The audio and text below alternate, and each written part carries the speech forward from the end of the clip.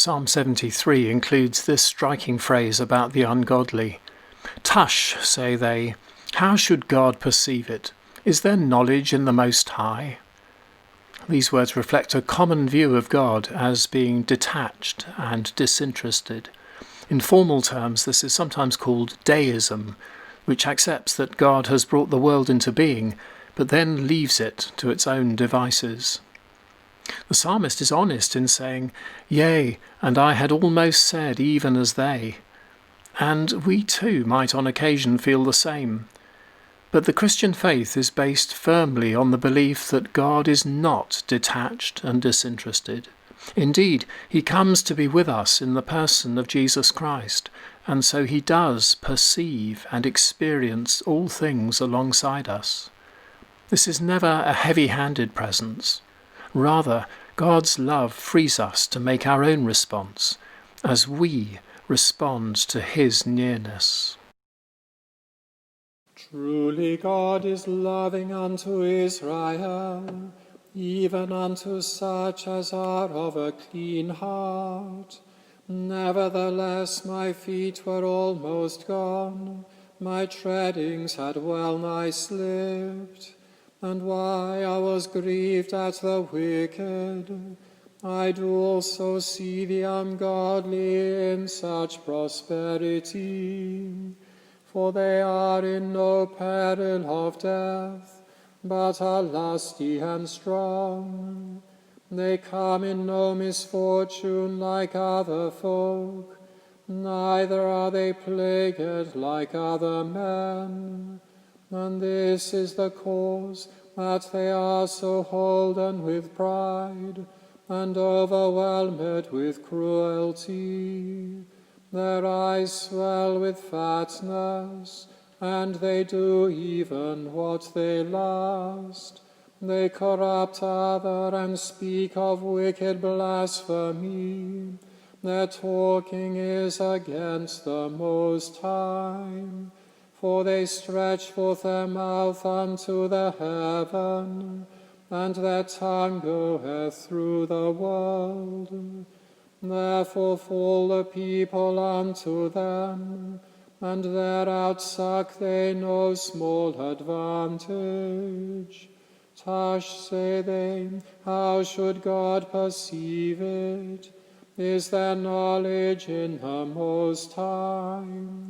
Lo, these are the ungodly, these prosper in the world, and these have riches in possession. And I said, then have I cleansed my heart in vain, and washed mine hands in innocency. All the day long have I been punished, and chastened every morning.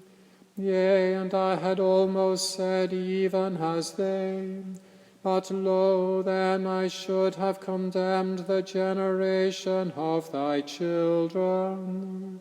Then thought I to understand this, but it was too hard for me, until I went into the sanctuary of God. Then understood I the end of these men, namely how thou dost set them in slippery places, and castest them down, and destroyest them.